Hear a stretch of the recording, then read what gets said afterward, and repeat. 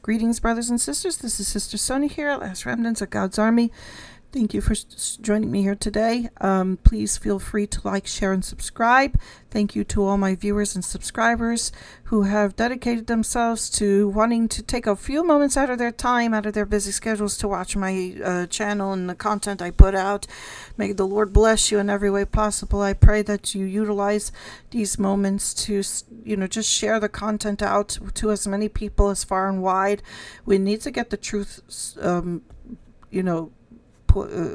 spread out to everybody possible so that the gospel can be shared worldwide and the end of these things can come as what the Lord had commanded of us to do in these last days. Amen. Now today I want to talk about something that might strike a controversial debate, but I just want to put a disclaimer's notice. I'm not here to offend anybody at all, especially people of Islamic faith and Muslim background. I have Muslim friends. I have people that are of this faith. Very sweet people, very dedicated people. But the subject I want to talk about is of Islam. And Islam is a very interesting religion because it's very condescending in the sense of the fact of the matter that we see that there's a lot of things. As I did my research on this, I found a lot of contradictions going on. I found a lot of errors going on. So we're going to take a look at this documentary video, and I thank you to those who made this video possible, because it's awakening those of Muslim faith to open their eyes to see the truth of what it is that they're really getting involved in, and to understanding the nature and the extent of what it is that they're doing in regards of what they're quote unquote standing up for in regards to their faith in this religion in particular. So I want to make this very clear that I'm not here to offend anyone or judge anyone, but rather here to share the contradictions and the erroneous doctrines that fall in alignment with when it comes to Islam, because it's like to me, it reminds me of a Hegelic dialect, if you will. It says one thing, but then it goes around and says do another. So it's very oppositional to what it had originally had commanded for people to do.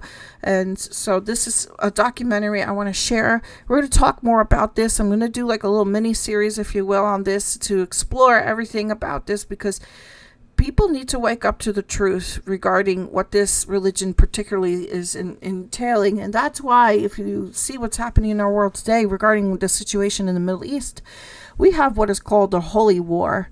And right now what's happening is there's a push for the radicalization of Islam, and it's reaching far and wide. And it's not just in the Middle East. We see it happening in Europe. We see it happening in the United States. We're seeing it happen in other territories that are not of Middle Eastern background. And we're seeing this heavy push, this force for people to be accepting towards this type of agenda that is being thrusted upon us. And I'm going to share more about that later on. But first, we're going to just go and take a look at this religion in general and see how it gets exposed before we go on and move forth, because it's very important, once again, for all people, especially those of this background, this faith, to really examine what it is that they're really truly worshiping at the end of the day, because at the end of the day we got judged based on how we worship. And so I want to help those who are of that background to understand that there are certain things in this that even I question and wonder, like, how is this presumably okay, concerning that these things are quote unquote allowed, or is it by man's justification for his sinful nature? So there are things that I was questioning myself about as I was doing the research in Islamic faith. I did almost become a Muslim before, and then I had a sudden change of heart at the last second and said, no, I'm not going to do it. But again, I'm not here to offend anyone, and I do love my Muslim brothers and sisters. I have friends, who I love dearly. They're very peaceable people. that I met, thus far. And but this, when it comes down to religious matters, this is where things start getting hazy. So, but without further ado, let me just present to this video. It's a very lengthy video, so I'm going to probably cut it down into parts. So here we go.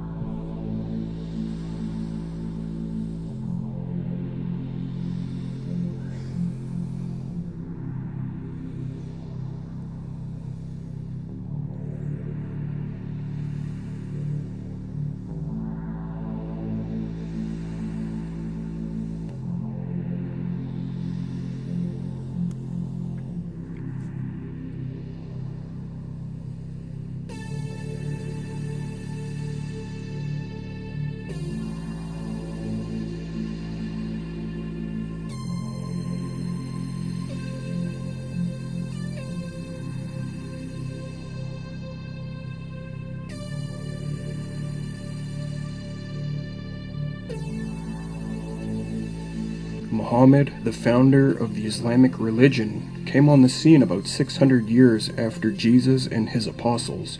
He claimed he was the final prophet of the Abrahamic God, and that much of what the Jews and the Christians believed was wrong. He denied the Christian teaching of Jesus being God's divine son, thereby relegating Jesus to the status of a mere man, a mere prophet. Doing this, he also implicitly denied the Christian doctrine of the Trinity. He also denied Jesus' sacrificial death and resurrection for sins. Instead, he put his followers under a set of Islamic laws which he claimed led to salvation if followed. Such ideas resulted in his followers, the Muslims, claiming that the Jewish and Christian scriptures had been corrupted. In this documentary, we will examine whether Muhammad's views are true, and if he was a true prophet of God as Muslims believe. We will also discern if his book, the Quran, is from God. To do this, we will be scrutinizing the earliest Islamic sources on Muhammad's life and teaching. We will be studying the Quran, the Hadith or Sunnah literature containing the sayings and deeds of Muhammad, the early biographies or Sirah literature of Muhammad, and histories of Islam, as well as Islamic scholars and commentators. We will historically consider if Muhammad was correct in his denial of Jesus' deity, death for sins, and resurrection by approaching the ancient Christian sources, using the criteria of authenticity historians use to discern historical truth. Was Muhammad the final messenger of God sent to correct corrupted and false teaching? Or was Muhammad a false prophet sent by Satan to mislead people away from the truth of salvation and Jesus Christ? Join us as we consider these crucial questions exegetically, historically, and rationally.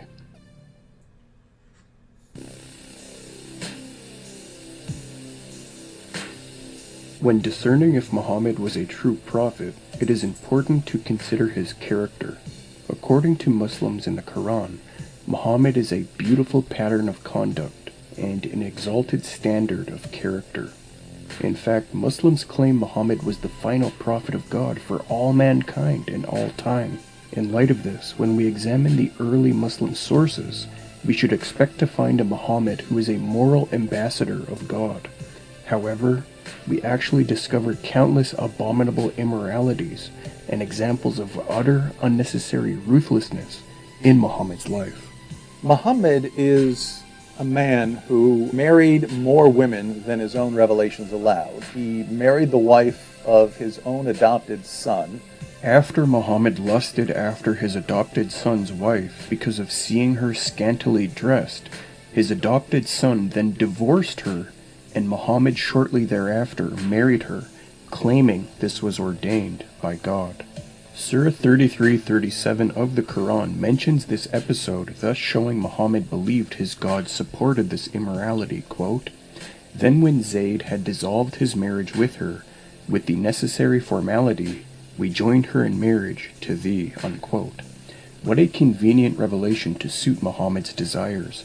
This is adultery according to the Lord Jesus Christ. Matthew 5:32 says, Everyone who divorces his wife, except on the ground of sexual immorality, makes her commit adultery, and whoever marries a divorced woman commits adultery, unquote. But Muhammad, if he is a man for today, let me ask you, why is it he married a girl who was only 6 and then consummated it when she was 9 and he was 53 years old? What did he do to the Jews in Medina? Look at what he did. He didn't even come from Medina. He came from Mecca. He moved to Medina in 622. By 624, he started confronting the Jews that were living there, and he threw out the Banu Qainun family in the first year, 624. A year later, in 625, he threw out the Banu Nadir family. In 627, he took all 800 men of the Banu Qurayza family, gave them spades, had them dig their own trenches, and then slit their throats and let them fall into the trenches. 800 men in one afternoon. Is this a man that's a model for today? Do you really want to follow a man like that? See, I'd rather come back to Jesus Christ. You want a man who is for today, come back to Jesus. He never let us, he didn't let anybody use, he never used violence himself, and even when violence was done against him, the one time that the disciples came to his defense, as he was being arrested there in the Garden of Gethsemane, Peter comes up and cuts off the ear of the servant that's arresting him. What does Jesus do? He takes the ear, puts it back on the servant, turns toward Peter, and says, "Put away your sword. For he who lives by the sword dies by the sword." Matthew 26, verse 52. Ooh, I love my Jesus. In the law of God, we're told that people are to love the Lord their God with all their heart, mind, soul, and strength, and that we're also to love our neighbor as ourselves. This, Jesus said, for example, is the first and second greatest commandment of the law. Muhammad can be seen to have fundamentally violated this in any number of ways. We even see in the Islamic literature that Muhammad is granted such an authority that he can even make the boast that he stipulated the terms or conditions of a covenant with Allah, and that Allah was not to transgress this. This is a fundamental violation of everything biblical, insofar as God is always the one who makes covenants and imposes them on people. People don't have the right to stipulate the terms of a covenant and impose them on God and say that he has to follow them or else. And yet, just to give an example of this in the Hadith literature, we're told in numerous Hadith that Muhammad would often lose his temper, and in the course of this he would end up cursing or even beating someone. In one particular case, we're told Muhammad saw a slave or an orphan girl, and he cursed her. When her caregiver found out about this, she came to Muhammad and asked him what this was all about, and Muhammad smiled at her. And then he said this. He says, "Do you not know that I made a covenant or a condition, a term with Allah, that whoever I curse, if they don't deserve it, then Allah is supposed to make it a source of blessing for that person." So you see what's going on here. It's not simply that Muhammad is saying, don't worry about it, everything's going to be okay. If this person didn't deserve it, that's all right, because Allah is going to bless that person. What actually is going on here is, in the course of covering his tracks for why he would do this sort of pernicious evil, Muhammad actually tells us that he made a covenant. He stipulated conditions or a term that Allah was not to transgress. This is the height of arrogance, and it's an arrogance not simply in vaunting oneself over and against somebody that has greater authority than you, but in this case the God of the universe, the God who made heaven and earth, Muhammad and all creatures. And yet here's one of his creatures pretending to be in a position to dictate things to God. This same story also illustrates the immorality of Muhammad on the horizontal level. The very fact that Muhammad had to bring in this explanation of Allah blessing those Muhammad wrongly curses shows that Muhammad was immoral. He was given to annoyance and fits of rage and outbursts, intemperate outbursts, even against poor orphan girls. Muhammad claimed the angel Gabriel gave him extreme sexual power, and that people in heaven will have even more. In Ibn Sa'd's early 9th century biography of Muhammad, we read, quote, "The Apostle of Allah said, Gabriel brought a kettle from which I ate, and I was given the power of sexual intercourse equal to 40 men. Also, quote, The apostle of Allah was given the power equal to that of 40 men, and the people of paradise will be given the power equal to 80 men, unquote. Things like this show Islam is the product of a depraved 7th century desert man, as opposed to a holy god. He had sex with his slave girls. He supported idolatrous pagan practices like kissing the black stone and bowing down to the Kaaba. He assassinated people for criticizing his religion. He executed people for making fun of him. He told his followers that women are stupid and that their testimony is unreliable. He tortured people for money. He supported his religion by robbing people. He preached a message of violence and cruelty, and he taught his followers to believe in a God who loves only them and no one else. This is the ideal pattern of conduct, according to chapter 33, verse 21 of the Quran. According to Quran 4:34, Muhammad allowed Muslim men to beat their wives, quote, "But those wives from whom you fear arrogance, first advise them, then if they persist, forsake them in bed, and finally strike them." However, Muslim apologist Mustafa Zaid claims the original Arabic word merely means beat them lightly. This is false. The original Arabic word is wajra bahuna, and according to John Pennerson, its primary meaning is simply, quote, to beat, strike, unquote. Moreover, the following scholarly Quran translations of this verse say beat, scourge, or strike, as opposed to beat lightly. Also, the following Quranic commentators translate the word as beat, as opposed to beat lightly. Quranic scholar and commentator Allama Usmani says this verse means a man can beat his wife as hard as he wants, as long as he doesn't break her bones or cause a scar. Now, in Sahih Bukhari, we read about a Muslim man beating his wife, quote, "When Allah's messenger came, Aisha said, I have not seen any woman suffering as much as the believing women. Look, her skin is greener than her clothes." According to this hadith, Muhammad did not chastise the man at all for beating his wife. Instead, he sided with the husband concerning their dispute. Also, in the following hadith, Muhammad's wife Aisha recalls an event concerning Muhammad and her, quote, "Muhammad struck me on the chest, which caused me pain," unquote. In fact, Abu Bakr seems to have learned similar behavior from Muhammad. For, in Sahih Bukhari, we read, narrated Aisha, "Abu Bakr came towards me and struck me violently with his fist and said, 'You have detained the people because of your necklace.'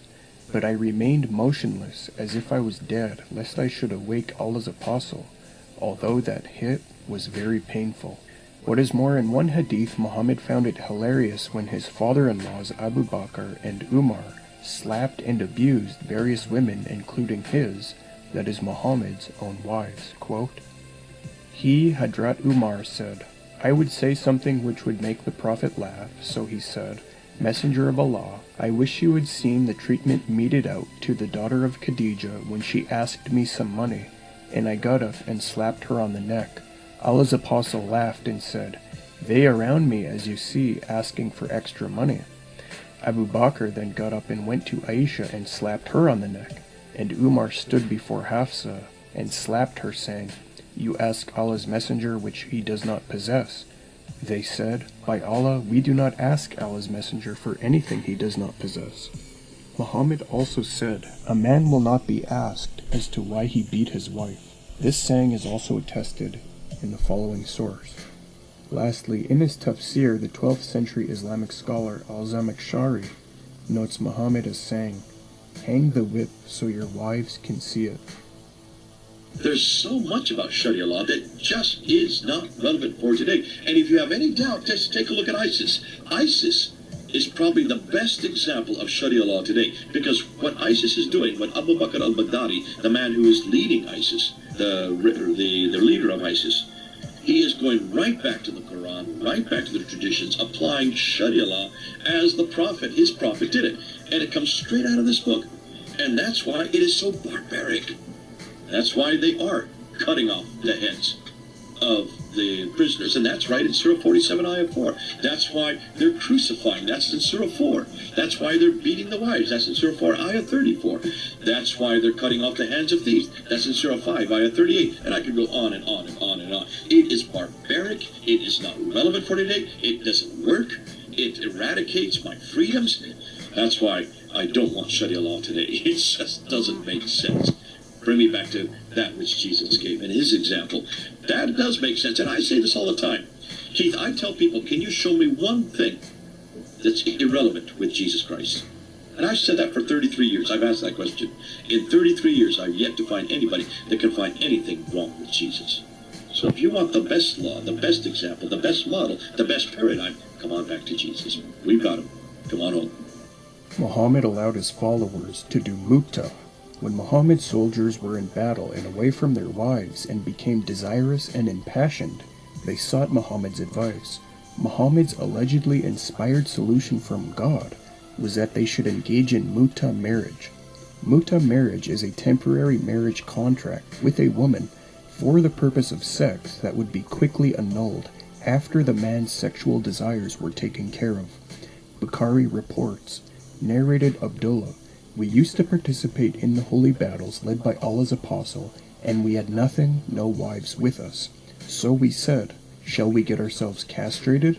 He forbade us that, and then allowed us to marry women with a temporary contract, and recited to us, O you who believe, make not unlawful the good things which Allah has made lawful for you, but commit no transgression." Quran 587, unquote.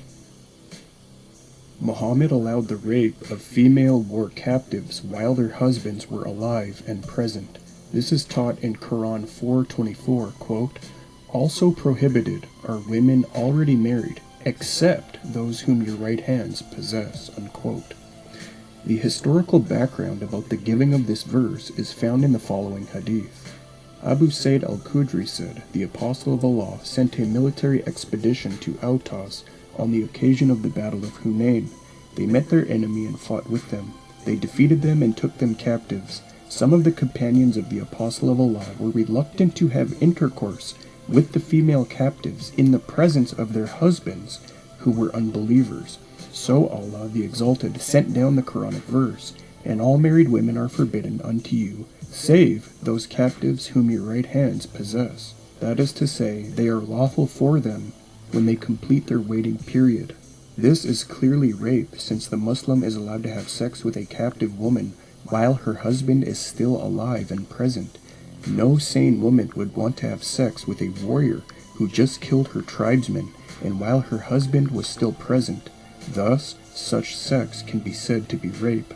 The true God hates rape and would never permit this. Deuteronomy 22:25 says, "But if in the open country a man meets a young woman who is betrothed, and the man seizes her and lies with her, then only the man who lay with her shall die," unquote. Muhammad sucked the tongues of the sons of his companions, which is immoral and perverted. Quote, Muawiyah said, "I saw the Prophet sucking on the tongue or the lips of Al-Hasan, son of Ali.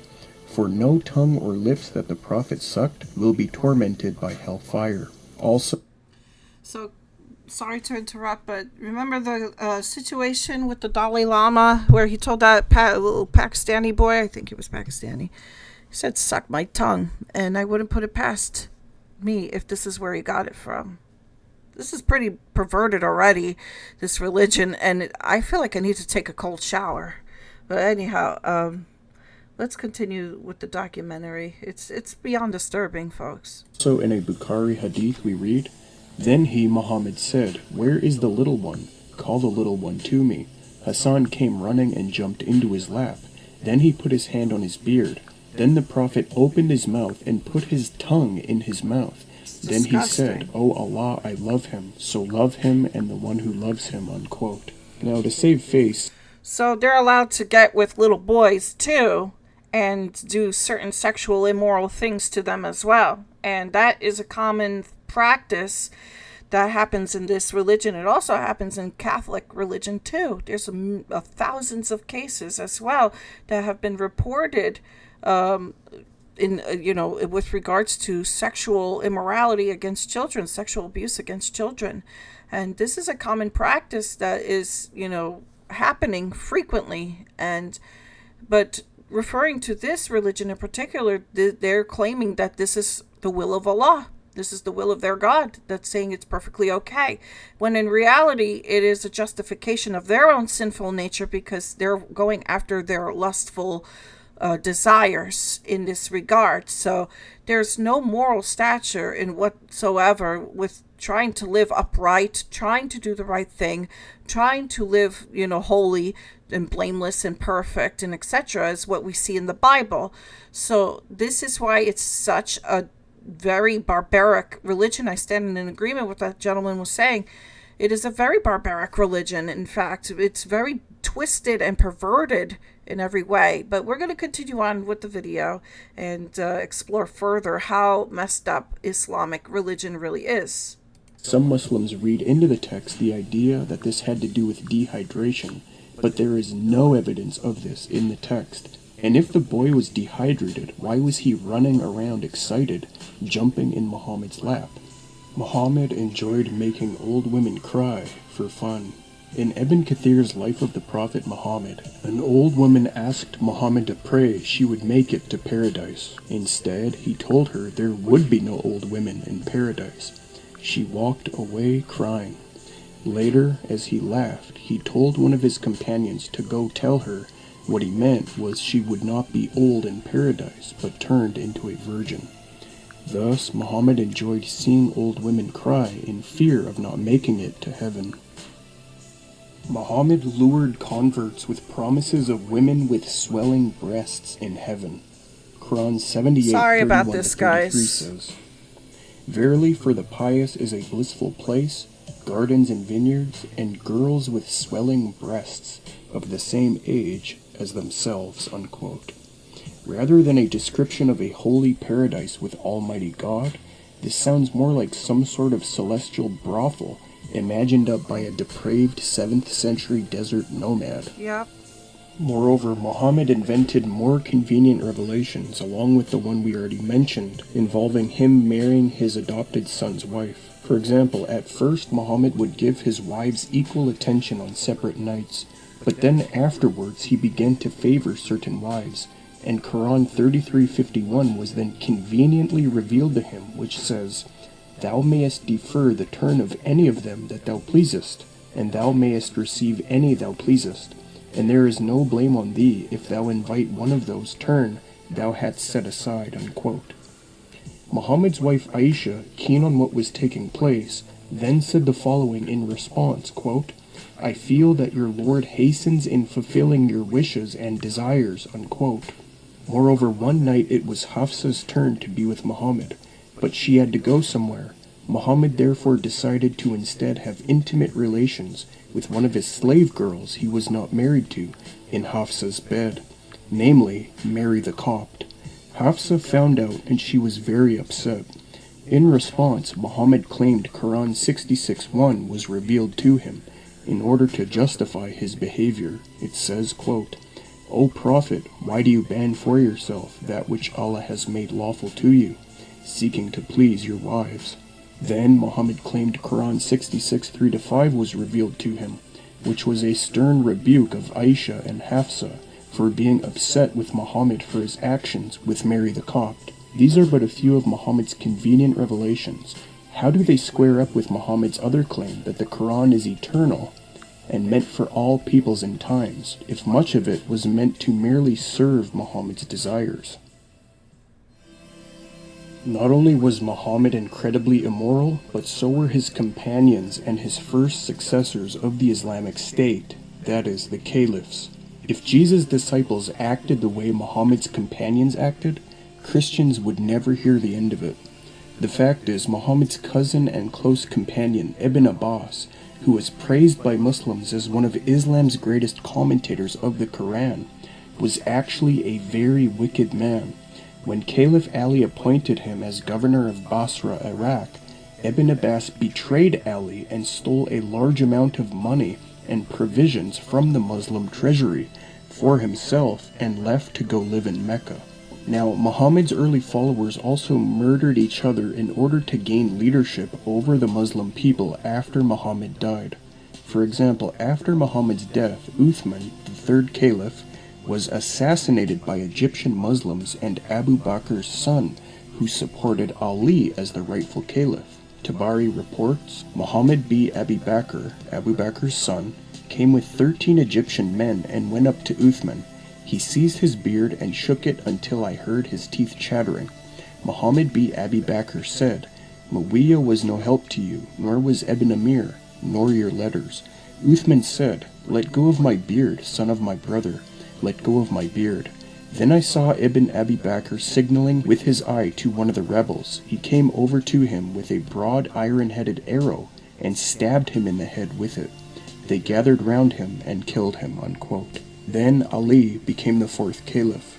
Now Muhammad's wife Aisha hated Ali for years because he accused her of being unfaithful to Muhammad, and thus she incited Muslims to fight against him.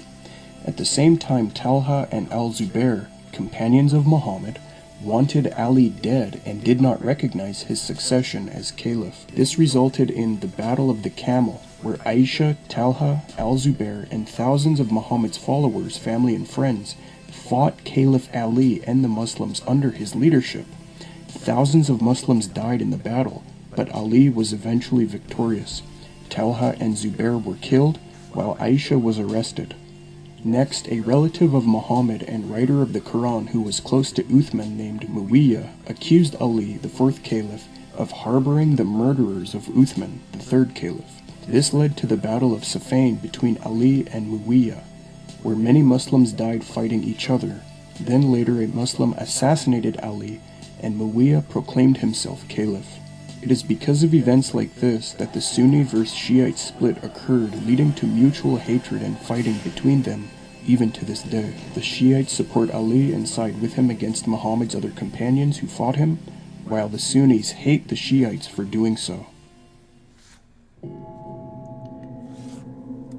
Okay, so I'm going to stop right here, and we're going to continue with part 2, which is Muhammad and Satan, okay?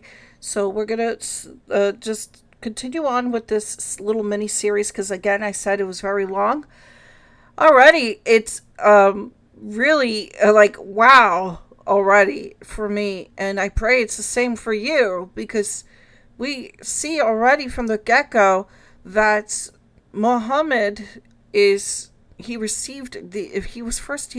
very illiterate. He couldn't read or write, but he received these messages through a demonic spirit to proclaim that Allah is the one true living God, and to denounce the Holy Trinity of Father, Son, Holy Spirit that we know today as Christians and Messianic Jews.